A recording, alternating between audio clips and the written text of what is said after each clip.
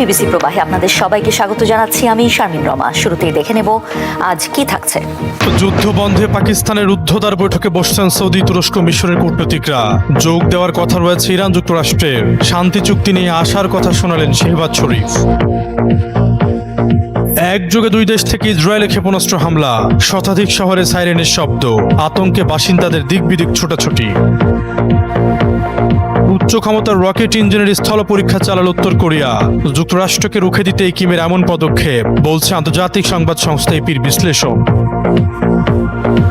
নেপালের শিক্ষা প্রতিষ্ঠানের রাজনৈতিক কর্মকাণ্ড নিষিদ্ধ ঘোষণা, পঞ্চম শ্রেণী পর্যন্ত থাকবে না কোনো পরীক্ষা। প্রধানমন্ত্রী হয়ে নজিরবিহীন সিদ্ধান্তে গণঅভ্যুত্থানপন্থী নেতা বালেন্দ্র। বিশ্ববাজারে স্বর্ণের দামে বড় পতন, দাম কমেছে দেশের বাজারেও। ইরান যুদ্ধের প্রভাবে টালমাটাল আন্তর্জাতিক বাণিজ্য।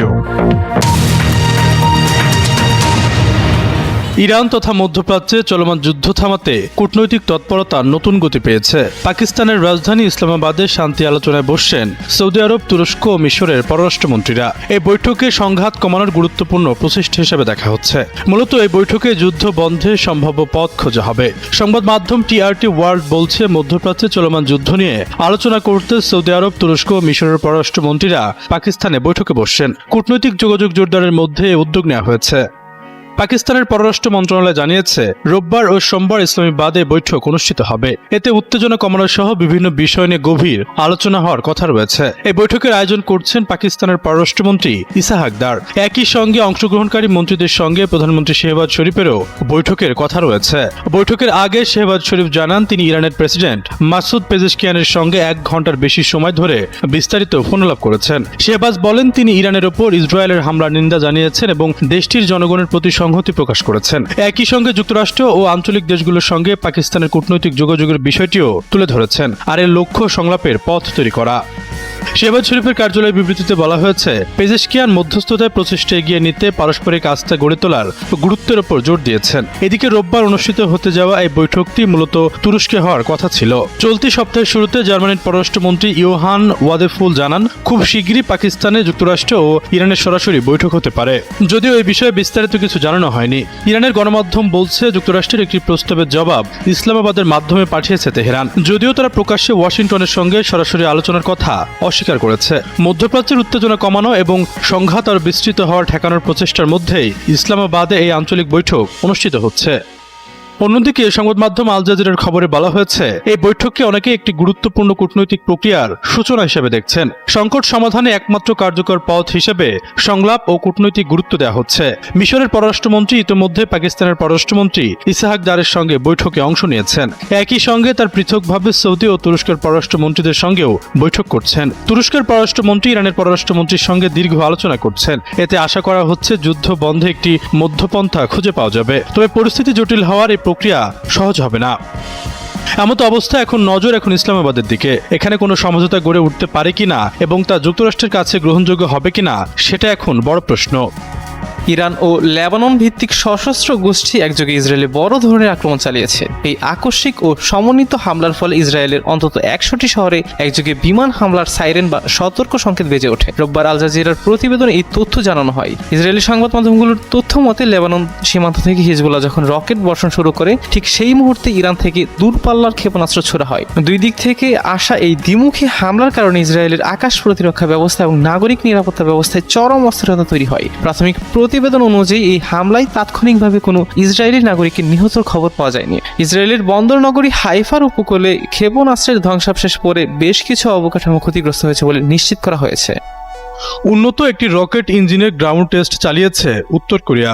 রোববার রাষ্ট্রীয় গণমাধ্যম KCNA জানিয়েছে, প্রেসিডেন্ট কিম জং উন নিজে উপস্থিত থেকে পরীক্ষা তদারকি করেছেন, যা দেশটির অস্ত্র কর্মসূচির আরেকটি গুরুত্বপূর্ণ অগ্রগতি হিসেবে দেখা হচ্ছে। প্রতিরক্ষা বিশেষজ্ঞরা মনে করছেন, উত্তর কোরিয়া তাদের সলিড ফুয়েল চালিত রকেট ইঞ্জিন ব্যবহার করে আন্তঃমহাদেশীয় ব্যালিস্টিক ক্ষেপণাস্ত্র উৎক্ষেপণের পরিকল্পনা করছে।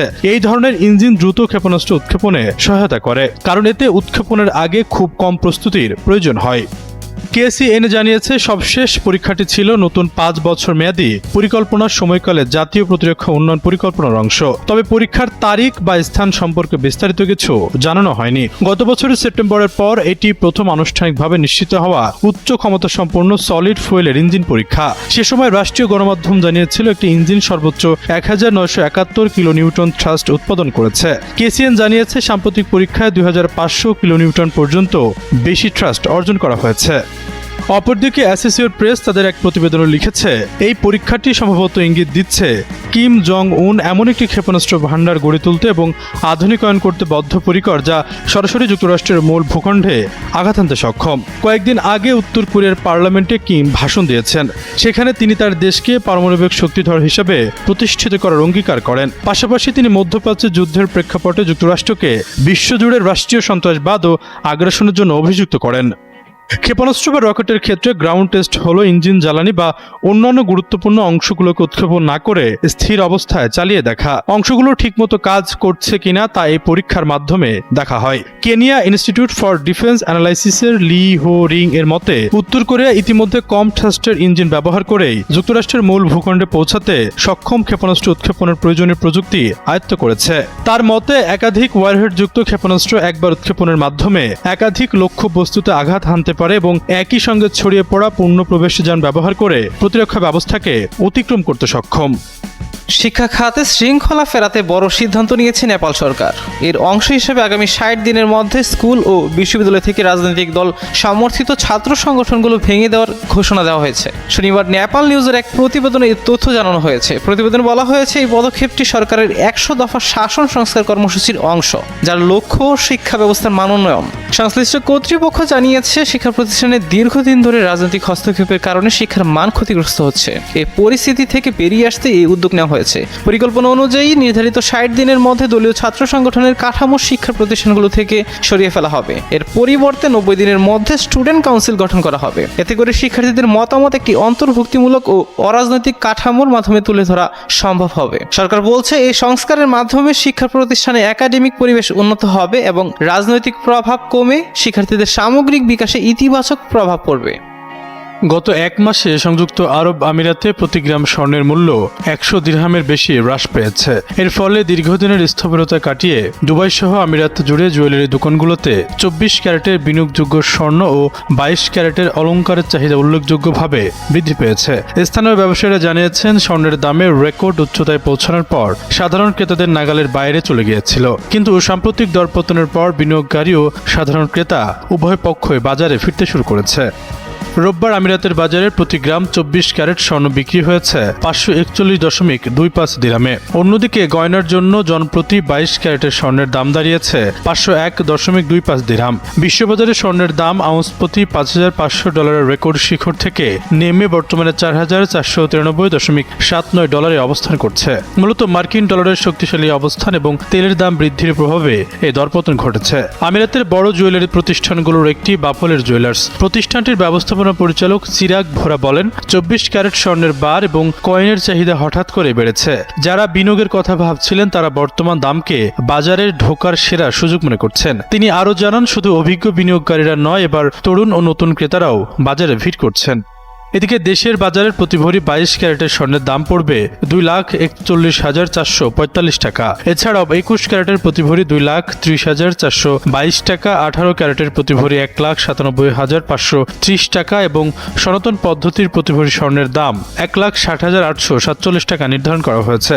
দেশের বাজারে বর্তমানে 22 ক্যারেটের প্রতি ভরি রূপা বিক্রি হচ্ছে 5,365 টাকায়। এছাড়াও 21 ক্যারেটের প্রতি ভরি 5,132 টাকা, 18 ক্যারেটের প্রতি ভরি 4,432 টাকা এবং সনাতন পদ্ধতির প্রতি ভরি রূপা 3,324 টাকায় বেচা কেনা হচ্ছে।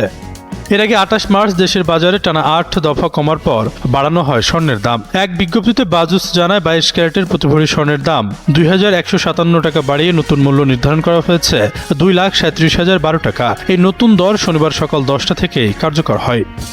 ইরান ঠিক এই মুহূর্তটির জন্যই বিদেশি প্রক্সি যোদ্ধাদের প্রস্তুত করতে দশকের পর দশক ধরে শত শত কোটি ডলার ব্যয় করেছে। ইরাক থেকে শুরু করে গাজা, লেবানন, সিরিয়া ও ইয়েমেন সহ মধ্যপ্রাচ্যের বহু দেশে এক গোপন প্রক্সি নেটওয়ার্ক তৈরি করেছে। আধুনিক যুদ্ধাস্ত্র থেকে উন্নত প্রশিক্ষণ ও অর্থায়ন, প্রক্সি গোষ্ঠীর পেছনে কারি কারি অর্থ ঢেলেছে। কিন্তু আজ যখন অস্তিত্বের সংকট, মাথার তাজ আয়াতুল্লাহ আলী খামেনি সহ বহু শীর্ষ নেতাকে হত্যা করেছে শত্রুপক্ষ, তখন ইরানের গড়া সেই মিলিশিয়া গোষ্ঠীগুলো হাত গুটিয়ে বসে আছে। এখন পর্যন্ত হুথি বিদ্রোহী গোষ্ঠী ছাড়া ইরানের পক্ষে লড়াইয়ের ঘোষণা দেয়নি কোনো মিলিশিয়া। ইরান যুদ্ধ 1 মাসে পা দিলেও কেন এর যুদ্ধে অংশ নিচ্ছে না ইরানের মিলিশিয়ারা? এই মিলিশিয়া গোষ্ঠীগুলোর সক্ষমতাই বা কতটুকু? পুরো মধ্যপ্রাচ্য জুড়ে এক গোপন মিলিশিয়া গোষ্ঠী গড়ে তুলেছে ইরান। তাদের প্রত্যেককেই গোপন সহায়তা করে তেহরান। আর এই প্রক্সি গোষ্ঠীগুলোর মধ্যে অন্যতম ইয়েমেনের হুতি, লেবাননের হিজবুল্লাহ, ফিলিস্তিনের স্বাধীনতাকামী হামাস এবং ইরাক সমর্থিত কাতাইব হিজবুল্লাহ। এর বাইরেও ছোট বড় বেশ কিছু সংগঠনকে অর্থায়ন করে তেহরান। আর এই বিশাল প্রক্সি নেটওয়ার্ক ইরান পরিচালনা করে নিজেদের কুদস ফোর্সের মাধ্যমে, যার উদ্দেশ্য পুরো মধ্যপ্রাচ্য জুড়ে প্রভাব বিস্তার করা, সেই সঙ্গে যুক্তরাষ্ট্র ও ইসরায়েলের মতো প্রতিপক্ষদের উপর প্রয়োজনে হামলা চালানো। ইরান হরমুজ প্রণালী বন্ধ করে দেওয়ায় দেশটিতে স্থল অভিযান চালানোর পরিকল্পনা করছে যুক্তরাষ্ট্র। অন্যদিকে বিকল্প পথ লোহিত সাগর দিয়ে তেল রপ্তানির কথা ভাবছে সৌদি আরব। এতে বিশ্বব্যাপী জ্বালানি সরবরাহে কিছুটা স্বস্তি ফিরতে পারে। তবে ইরানের চিন্তা ভিন্ন। তেহরান চায় চাপিয়ে দেওয়া এ যুদ্ধের মাসুল গুনুক গোটা বিশ্ব। জ্বালানির দাম বেড়ে প্রভাব পড়ুক বিশ্ব অর্থনীতিতে, চাপ বাড়ুক যুক্তরাষ্ট্রের উপর। তেহরানের এই ইচ্ছাকে বাস্তবে পরিণত করতে যুদ্ধে জড়িয়েছে ইয়েমেনের হুতি বিদ্রোহীরা। ইসরায়েলে হামলা চালানো ছাড়াও লোহিত সাগরকে এডেন উপসাগরের সঙ্গে সংযোগকারী বাব আল মানদেব প্রণালী বন্ধ করে দেওয়ার হুঁশিয়ারি দিয়েছে তারা। অতীতে লোহিত সাগরে মার্কিন যুদ্ধজাহাজে হামলা তাদের সেই সক্ষমতারই জানান দেয়। যদিও হুতিদের প্রকৃত সক্ষমতা কতটা বা তাদের সৈন্য সংখ্যা ঠিক কী পরিমাণ সে ব্যাপারে বিস্তারিত কোনো তথ্য পাওয়া যায় না। তবে বিবিসির তথ্য বলছে, জাহাজ লক্ষ্য করে ড্রোন ও ক্ষেপণাস্ত্র ছোড়ার ব্যাপক সক্ষমতা রয়েছে হুতিদের, যার বেশিরভাগই গোপনে তাদের সরবরাহ করেছে ইরান। ইরানের দুর্দিনে সবার আগে এগিয়ে আসা সংগঠন লেবাননের হিজবুল্লাহ। গত 2 মার্চ ইসরায়েলে রকেট ও ড্রোন হামলা চালায় অত্যাধুনিক অস্ত্রধারী এই সামরিক বাহিনী। পরবর্তীতে ইসরায়েল এই বাহিনী ধ্বংসে লাগাতার বিমান হামলা চালালেও গত 27 মার্চ দক্ষিণ লেবাননে ইসরায়েলি ট্যাঙ্ক গুঁড়িয়ে দিয়েছে হিজবুল্লাহ। এই হামলায় 1 ইসরায়েলি সৈন্য নিহত হওয়া ছাড়াও 4 সৈন্যের আহত হওয়ার সত্যতা নিশ্চিত করেছে ইসরায়েলের প্রতিরক্ষা বাহিনী। এছাড়া ইসরায়েলে একযোগে শতাধিক রকেট নিক্ষেপ করেছে ইরান সমর্থিত এই মিলিশিয়া গোষ্ঠী, যাতে পরিষ্কার হিজবুল্লাহ এখনও বেশ শক্তিশালী এই অঞ্চলে। তাছাড়া হিজবুল্লাহর সবচেয়ে বড় সুবিধা হলো ইসরায়েল লেবাননের প্রতিবেশী হওয়ায় চাইলেই খুব কাছ থেকে হামলা চালাতে পারে সংগঠনটি, যা ইসরায়েলের ক্ষয়ক্ষতির পরিমাণ বাড়িয়ে দিতে পারে বহু গুণে। ইরান যুদ্ধে এখনো নিজেদের জড়ায়নি হামাস, অথচ দীর্ঘদিন ধরেই ফিলিস্তিনকে স্বাধীন করতে এবং নিজেদের প্রয়োজনে কাজে লাগাতে এই গোষ্ঠীকে অর্থায়ন করেছে ইরান। অতীতে এর প্রমাণও রেখেছে এই হামাস। 2023 সালের 7 অক্টোবর ইসরায়েলের অভ্যন্তরে ঢুকে হামলায় যার বড় দৃষ্টান্ত। কিন্তু এরপর গত 2 বছরেরও বেশি সময় ধরে যে হামলা তাদের উপর চালিয়েছে ইসরায়েল, তাতে এই বাহিনীর সক্ষমতা এখন কতটা তা নিয়ে সন্দেহ আছে অনেকেরই। তবে ভারী অস্ত্র ও ক্ষেপণাস্ত্র মজুত কমে গেলেও ছোট পরিসরে হামলা চালানো, বিশেষ করে টানেল বা সুড়ঙ্গ ব্যবহার করে অতর্কিত হামলা চালানোর মতো রসদ আছে হামাসের। ইরান যুদ্ধে এখনো আনুষ্ঠানিকভাবে যোগ দেয়নি ইরাকে অবস্থিত মিলিশিয়া গোষ্ঠীগুলো। কিছু গোষ্ঠী শত্রু ঘাঁটিতে ড্রোন হামলার দাবি করলেও কুর্দি কর্মকর্তারা বলছে এসব হামলা ইরান থেকেই হয়েছে। তাছাড়া এসব হামলায় বড় কোনো ক্ষতি হয়নি বলেই জানা গেছে। তাহলে কেন এখনো ইরানপন্থী মিলিশিয়ারা তাদের সহায়তা করছে না? এমন প্রশ্নে এক ইরানপন্থী মিলিশিয়া কমান্ডার বার্তা সংস্থা রয়টার্সকে জানিয়েছেন, যুক্তরাষ্ট্র ও ইসরায়েল ইরানের বিরুদ্ধে যুদ্ধ শুরু করার পর থেকে তারা তেহরানের নির্দেশের অপেক্ষায় আছেন, কিন্তু এখনো কোনো নির্দেশ আসেনি, যে কারণে এখনো যুদ্ধে নামেনি ইরাকে থাকা প্রক্সি গোষ্ঠীগুলো। মধ্যপ্রাচ্যে বিস্তৃত ইরানের জোট ব্যবস্থার শেষ শক্ত ঘাঁটি হিসেবে পরিচিত ইরাকের মিলিশিয়া গোষ্ঠীগুলোকে এখনো যুদ্ধের প্রস্তুতি নিতেও দেখা যায়নি। এমনটা হওয়ার কারণ হিসেবে ওই কমান্ডারের ভাষ্য, তেহরান যদি নির্দেশ দেয়ও তাহলেও খুব অল্প কয়েকটি গোষ্ঠী এতে সাড়া দেবে, কারণ সবাই আর আগের মতো নির্ভরযোগ্য নয়। কেউ কেউ গোপনে হামলা চালালেও অনেকেই এখন নিজের স্বার্থ দেখছে। তাছাড়া যুক্তরাষ্ট্র ও ইসরায়েলের দীর্ঘদিনের আক্রমণে মিত্র সংগঠনগুলোর দুর্বল হয়ে পড়া তারা দেখেছে। এর বাইরে সিরিয়ায় নিয়ন্ত্রণ হারানোর, অস্ত্র সরবরাহে টান পড়া, অনেক কমান্ডারের রাজনীতি ও ব্যবসায় জড়িয়ে পড়া এবং গুরুত্বপূর্ণ অনেক নেতা হত্যার শিকার হওয়ায় গোষ্ঠীগুলোর উপর নিয়ন্ত্রণ হারিয়েছে ইরান। তাছাড়া বর্তমানে নেতাদের অনেকেই চান না তাদের উপর পশ্চিমা নিষেধাজ্ঞা আসুক। উল্টো পশ্চিমা চিকিৎসা ও সন্তানদের পাশ্চাত্য শিক্ষায় শিক্ষিত করতেই বেশি মনোযোগ তাদের। তবে এরপরও যুদ্ধ দীর্ঘস্থায়ী হলে এবং শিয়াদের উপর আক্রমণ হলে এ যুদ্ধে জড়াতে পারে ইরাকে অবস্থিত ইরানের মিলিশিয়া গোষ্ঠীগুলোর এক অংশ। তাদের মধ্যে এখনও ইরানের প্রতি আনুগত্য আছে কাতাইব, হিজবুল্লাহ ও নুজাবার। তবে অন্য মিলিশিয়ার মধ্যে খাজালির এই যুদ্ধে অংশ নেওয়ার সম্ভাবনা খুবই কম, কেননা এই গোষ্ঠীটি এখন যুক্তরাষ্ট্রের সঙ্গে পরোক্ষভাবে কাজ করছে বলেই অভিযোগ। ইরান যুদ্ধে ডোনাল্ড ট্রাম্পের কি কোনো সুনির্দিষ্ট পরিকল্পনা ছিল, নাকি তিনি কেবল নিজের সহজাত প্রবৃত্তির ওপর ভরসা করে মধ্যপ্রাচ্যের সবচেয়ে শক্তিশালী একটি দেশের ওপর ঝাঁপিয়ে পড়েছেন? যুক্তরাষ্ট্র ও ইসরায়েলি যুদ্ধ বিমানগুলো যখন গত 28 ফেব্রুয়ারি তেহরানে বোমা বর্ষণ শুরু করে, তখন হোয়াইট হাউসের বিশ্বাস ছিল শীর্ষ নেতৃত্ব ধ্বংস হলেই তাসের ঘরের মতো ভেঙে পড়বে ইরানের শাসন ব্যবস্থা। কিন্তু যুদ্ধের 1 মাস পেরিয়ে যাবার পর দেখা যাচ্ছে ওভাল অফিসের সেই হিসাব মেলেনি। উল্টো সেখানে কড়া নাড়ছে ইতিহাসের কিছু কঠিন এবং পুরনো সত্য। 19 শতাব্দীর সামরিক কৌশলী হেলমুথ ফন মোল্টকে বলেছিলেন, শত্রুর সাথে প্রথম সংঘাতের পর কোনো পরিকল্পনাই আর টিকে থাকে না। ডোনাল্ড ট্রাম্প হয়তো মুষ্টিযোদ্ধা মাইক টাইসনের সেই আধুনিক সংস্করণ বেশি পছন্দ করেন, যেখানে বলা হয়েছে মুখে খুশি খাওয়ার আগ পর্যন্ত সবারই একটা পরিকল্পনা থাকে। তবে ট্রাম্পের জন্য সবচেয়ে প্রাসঙ্গিক হতে পারতেন তার পূর্বসূরি ডোয়াইট ডি আইজেনহাওয়ার। দ্বিতীয় বিশ্বযুদ্ধের ডি-ডে ল্যান্ডিংয়ের এই নায়ক বলতেন, পরিকল্পনা মূল্যহীন হতে পারে, কিন্তু পরিকল্পনা করার প্রক্রিয়াটিই সব। তিনি বুঝিয়েছিলেন, যদি গভীর পরিকল্পনা থাকে তাহলে পরিস্থিতির পরিবর্তন হলেও দ্রুত পথ বদলানো সম্ভব। কিন্তু ট্রাম্পের ক্ষেত্রে দেখা যাচ্ছে তিনি গোয়েন্দা তথ্য বা কৌশলী পরামর্শের চেয়ে নিজের আবেগ আর ব্যক্তিগত অনুভবের উপর বেশি নির্ভর করছেন। ট্রাম্পের আত্মবিশ্বাসের মূলে ছিল 2025 জানুয়ারিতে ভেনেজুয়েলায় মার্কিন বাহিনীর বিদ্যুৎ গতির অপারেশন। ওই অপারেশনে প্রেসিডেন্ট মাদুরোকে গ্রেফতার করে নিউ ইয়র্কে নিয়ে আসা হয়। কিন্তু ইরান আর ভেনেজুয়েলা যে এক নয়, সেই সাধারণ পার্থক্যটা বুঝতে ট্রাম্পের রণকৌশলে বড় ধরনের খামতি ছিল। ইরানের শাসন ব্যবস্থা কেবল কোনো ব্যক্তির উপর দাঁড়িয়ে নেই, এটি একটি শক্তিশালী প্রাতিষ্ঠানিক কাঠামো এবং প্রতিষ্ঠিত হয়েছে একটি আদর্শিক ভিত্তির উপর, যার ফলে ইরানের সর্বোচ্চ নেতাকে হত্যার পরও তেহরান ভেঙে পড়েনি, বরং তারা এখনো লড়াই করে যাচ্ছে একজন দক্ষ খেলোয়াড়ের মতো। যুদ্ধক্ষেত্রে আমেরিকা ও ইসরায়েলের বিধ্বংসী শক্তির কাছে ইরান নস্যি, কিন্তু ইরান যুদ্ধ করছে তার নিজস্ব কৌশলে, যাকে সামরিক ভাষায় বলা হয় অ্যাসিমেট্রিক ওয়ারফেয়ার। মাত্র 1 মাসের যুদ্ধে তারা জিম্মি করে ফেলেছে বিশ্ব অর্থনীতিকে। ড্রোনের মতো সস্তা প্রযুক্তি ব্যবহার করে পুরো অঞ্চলকে অস্থির করে তুলছে তারা। হরমুজ প্রণালী কার্যকরভাবে বন্ধ করে দিয়ে বিশ্বের 20% তেল সরবরাহ বিচ্ছিন্ন করে ফেলছে তেহরান। প্রণালীটির ভৌগোলিক অবস্থানই এখন ইরানের সবচেয়ে বড় ঢাল। ইরান যুদ্ধে ইসরায়েলি প্রধানমন্ত্রী বেনিয়ামিন নেতানিয়াহুর লক্ষ্য অনেক বেশি স্পষ্ট।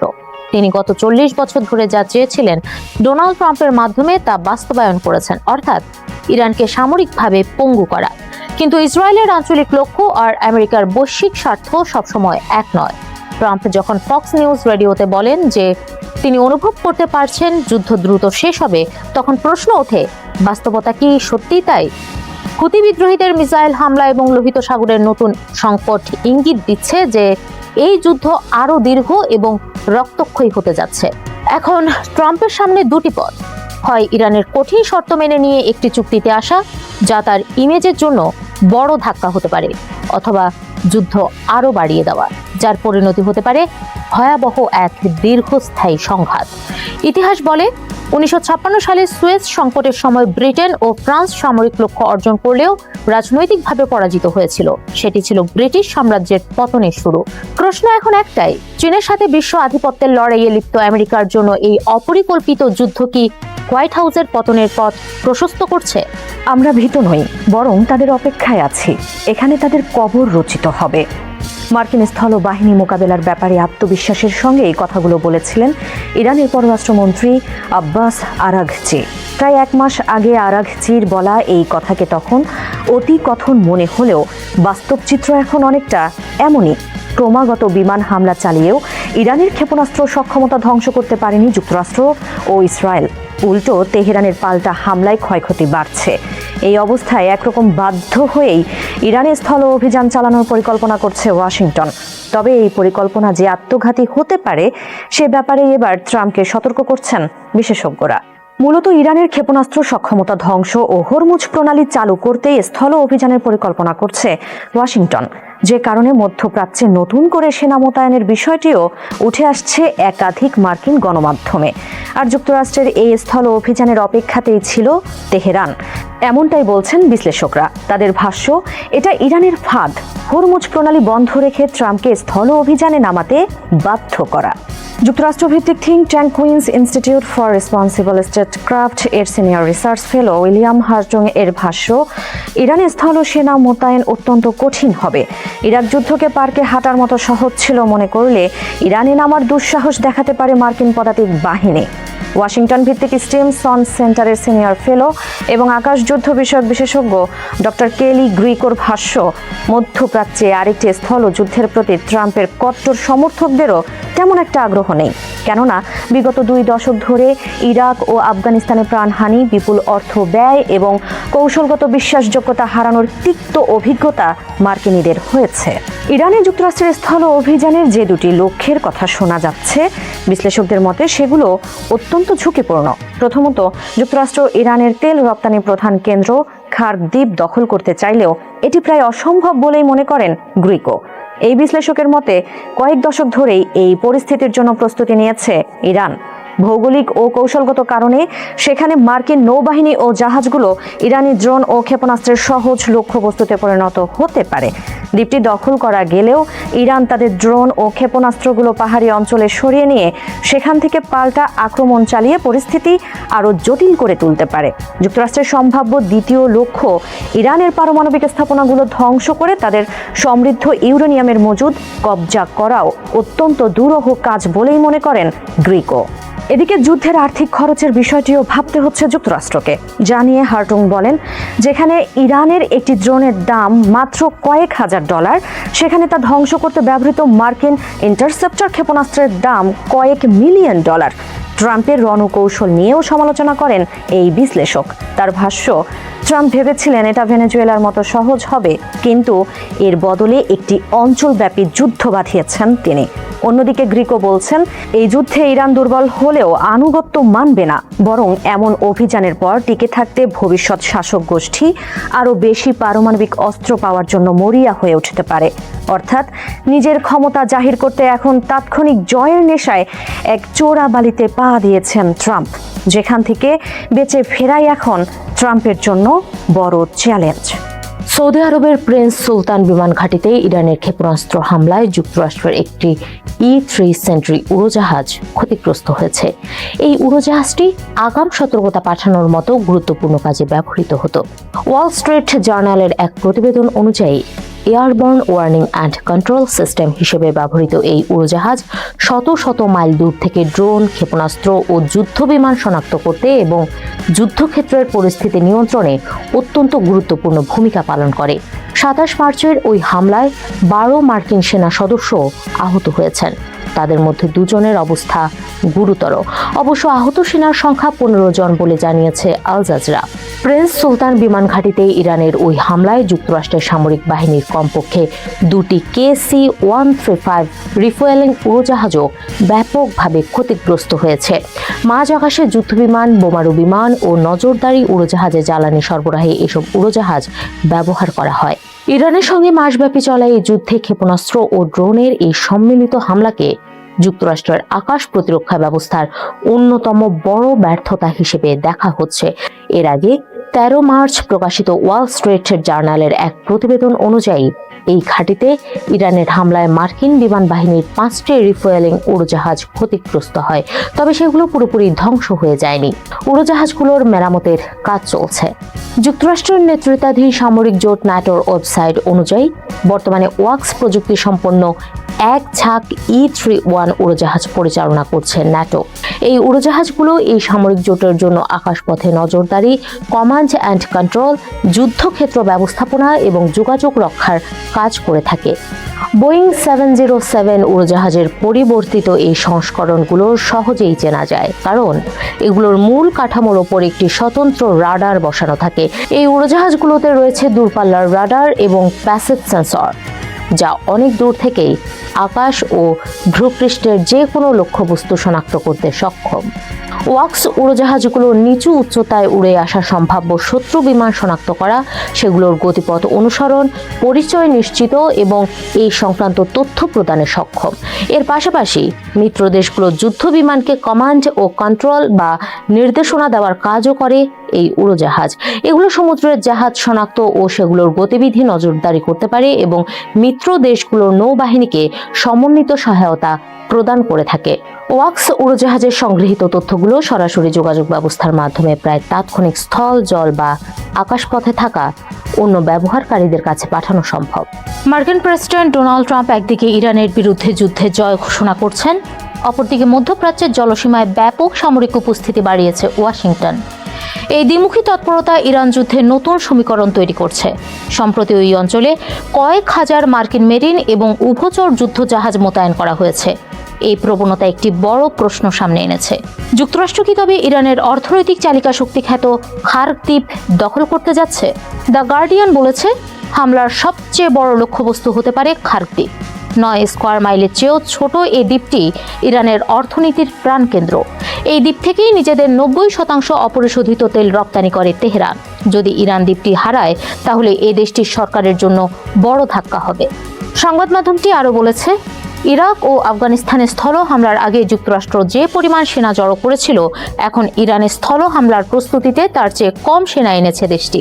খার্ক দ্বীপের পাশাপাশি যুক্তরাষ্ট্র অন্যান্য জায়গাতেও স্থল হামলার চেষ্টা করতে পারে, বিশেষ করে হরমুজ প্রণালীতে অবস্থিত দ্বীপগুলোতে, যার লক্ষ্য থাকবে তাৎক্ষণিকভাবে হরমুজ খুলে দেওয়া। সম্ভাব্য হামলার মধ্যে থাকতে পারে কাশেম দ্বীপ। এটি পারস্য উপসাগরের সবচেয়ে বড় দ্বীপ, তবে 560 স্কয়ার মাইলের দ্বীপটি মার্কিন সেনাদের জন্য দখল করা এত সহজ হবে না। এই দ্বীপে ইরানি বাহিনী অ্যাটাকক্রাফট, ড্রোন এবং সামুদ্রিক মাইন রেখেছে। আরেকটি সম্ভাব্য হামলাস্থল হতে পারে লারাক। এই স্থানটিতে অস্ত্র রেখেছে ইরান। এসব অস্ত্র দিয়েই হরমুজ প্রণালীর অবরোধ অব্যাহত রাখা হয়েছে। এটির পাশাপাশি আবু মুসা দ্বীপেও হামলা করতে পারে যুক্তরাষ্ট্র। গার্ডিয়ান বলেছে, ট্রাম্প প্রশাসন মধ্যপ্রাচ্যে যেসব সেনা পাঠাচ্ছে তাদের আরেকটি দায়িত্ব দেওয়া হতে পারে। সেটি হলো স্থল অভিযান চালিয়ে ইরানের 440 কেজি সমৃদ্ধকরণকৃত ইউরেনিয়াম নিয়ে আসা। গত বছরের জুনে যুক্তরাষ্ট্র ইরানের পারমাণবিক অবকাঠামোতে হামলার পর 440 কেজি ইউরেনিয়াম নিখোঁজ রয়েছে। এদিকে যুক্তরাষ্ট্রের সম্ভাব্য হামলার আশঙ্কার মধ্যে বসে নেই ইরানও। মার্কিন গোয়েন্দা সূত্রের খবর অনুযায়ী তেহরান খার্ক দ্বীপে অতিরিক্ত বিমান প্রতিরক্ষা ব্যবস্থা, বিশেষ করে কাঁধে রেখে উৎক্ষেপণযোগ্য ম্যানপ্যাড ক্ষেপণাস্ত্র ব্যবস্থা মোতায়েন করেছে।